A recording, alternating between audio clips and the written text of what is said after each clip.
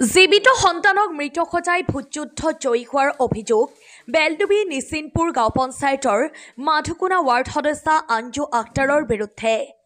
ধুবুৰী জিলাৰ নস্কৰা জামাদাৰহাট উন্নয়ন খণ্ডৰ অন্তৰ্গত বেলডুবি নিচিনপুৰ গাঁও পঞ্চায়তৰ ১ নং মাধুকুনা ইউনিটৰ ৱাৰ্ড সদস্য আঞ্জু আক্তাৰৰ বিৰুদ্ধে পঞ্চায়ত নিৰ্বাচনত ভুৱা তথ্য প্ৰদান কৰি জয়লাভ কৰাৰ গুৰুতৰ অভিযোগ উঠিছে। অভিযোগ অনুসৰি আঞ্জু আক্তাৰে নিজৰ জীৱিত সন্তানক মৃত সজাই পঞ্চায়ত নিৰ্বাচনৰ প্ৰাৰ্থিত্ব লাভ কৰিছে। সন্তানৰ জন্মৰ নথিপত্ৰ ভুৱা তথ্য প্ৰয়োগ কৰি নিৰ্বাচনী কৰ্তৃপক্ষক বিভ্ৰান্ত কৰাৰ গুৰুতৰ অভিযোগ উত্থাপন হৈছে। এই ঘটনাক লৈ একেখন পঞ্চায়তৰ প্ৰাক্তন সভাপতি আব্দুৰ ৰহমানে RTI জৰিয়তে সংগৃহীত তথ্যৰ ভিত্তিত এক সংবাদ মেলৰ আয়োজন কৰে। সংবাদ মেলত তেওঁ কয়, আঞ্জু আক্তাৰাই নিজৰ তৃতীয় সন্তানক মেছক্ৰিপ বুলি ভুল তথ্য প্ৰদান কৰিছে। বাস্তৱত সন্তানটো এতিয়াও অজীৱিত। এই তথ্য গোপন কৰি তেওঁ নিৰ্বাচনী কৰ্তৃপক্ষক বিভ্ৰান্ত কৰি জয়লাভ কৰিছে। আব্দুৰ ৰহমানে লগতে কয়, এই বিষয়টোৰ সঠিক তদন্তৰ বাবে ইতিমধ্যেই তেওঁ ন্যায়ালয়ৰ কাষ চাপিছে। বেলডুবি নিচিনপুৰ গাঁও পঞ্চায়তৰ অধীনত ১ নং মাধুকুনা ইউনিটৰ যিজনী সদস্য আছিল ৱাৰ্ড মেম্বাৰ আঞ্জু আক্তাৰা ২০১৮ চনৰ ১৯ মাৰ্চৰ আগত তাৰ দুটা ছোৱালী আছিল। ২০১৮ চনৰ ১৯ মাৰ্চৰ পিছত তাৰ আকৌ নেক্সট এজনী সন্তান মানে গৰ্ভধাৰণ কৰিছিল।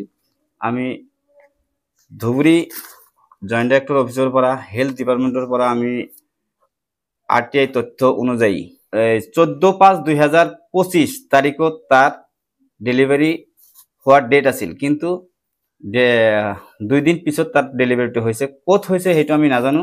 আমাৰ ইয়াত স্থানীয় যিটো আশা আছে, সেই আশাই সিহঁতক গোপনীয়ভাৱে ক'ত বা চিজাৰিং কৰাইছে সেইটো আমি নাজানো, আৰু এইটো আমাৰ ক'বলগীয়াও কি নাই, মেটাৰ নহয়। আমি আইনত কাষ চাপিছোঁ। আমাৰ ন্যায়ালয়ৰ ওপৰত আমাৰ বিশ্বাস আছে। প্ৰথমত আমি আমাৰ জামাদাৰহাট ডেভেলপমেণ্ট ব্লকত আমি এখন দিছিলোঁ, নটিচ দিছিলোঁ। তাৰপিছত CO বাইদেউকো এটা নটিচ দিছিলোঁ আৰু DC ছাৰকো আমি এটা নটিচ দিছিলোঁ। দিয়াৰ পিছত সিহঁতে গোটেইখিনি প্ৰক্ৰিয়াটো আজিলৈকে মানে তদন্ত কৰা নাই। উপায়বিহীন হৈ আমি কোৰ্টত গৈছোঁ। আইনত আমাৰ কেছ চলি আছে। এতিয়া আইনৰ ওপৰত আমাৰ ন্যায়, আস্থা আৰু বিশ্বাস আছে। আইনে আমাক ন্যায় দিবই। 5 মাহ প্ৰেগনেণ্ট থকা অৱস্থাত মিছক্ৰিয়েপ হৈছে, মানে বাচ্চাটো নষ্ট হৈছে, কিন্তু আমাক এই ডকুমেণ্টছ দিয়া RTI তথ্য মতে তাৰ ডকুমেণ্টছ আমাৰ হাতত আছে। বাচ্চা 8 মাহ যেতিয়া প্ৰেগনেণ্ট তেতিয়াৰ ৰিপৰ্ট আমাৰ হাতত আছে। তাৰপিছত ভূমিষ্ঠ হৈছে সেইটো আমাক অলৰেডি জনাইছে। তাৰপিছত তাৰ যে ৰেজিষ্ট্ৰেশ্যন নাম্বাৰ আছে, আঞ্জু আক্তাৰৰ যে এটা কাৰ্ড থাকে, সেই কাৰ্ডটো আমি RTI যোগে লৈছোঁ। তাৰ দুটা ছোৱালী আছে যে আগত, সেই দুটাৰো মানে ডেট অফ বাৰ্থৰ যিটো চাৰ্টিফিকেট সেইটো আমি লৈছোঁ।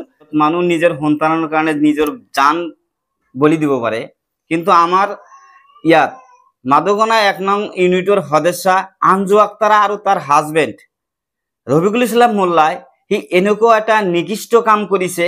নিজৰ ল'ৰা ছোৱালী জন্ম দিয়া ল'ৰা ছোৱালীক সিহঁতে জীয়াই থকা ছোৱালী এটাক মৃত্যু সজাই কোৰ্টত সিহঁতে মিছা ভুৱা প্ৰতিশ্ৰুতি দিছে যে মোৰ ছোৱালীটো মৃত্যু হৈছে 5 মাহ অৱস্থাত থাকোঁতে, অথচ কিন্তু ছোৱালীটো আজিলৈকেও জীৱিত হৈ আছে। এইটো মানে মানুহ ইমান তললৈ নামিব পাৰে, আমি সচেতন ৰাইজে মানে খুব লজ্জাজিত হৈছোঁ।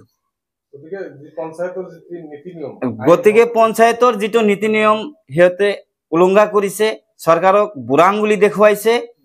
চৰকাৰে যাতে ইয়াৰ উচিত তদন্ত লয়, আমি এইখিনিয়ে কামনা কৰিছোঁ।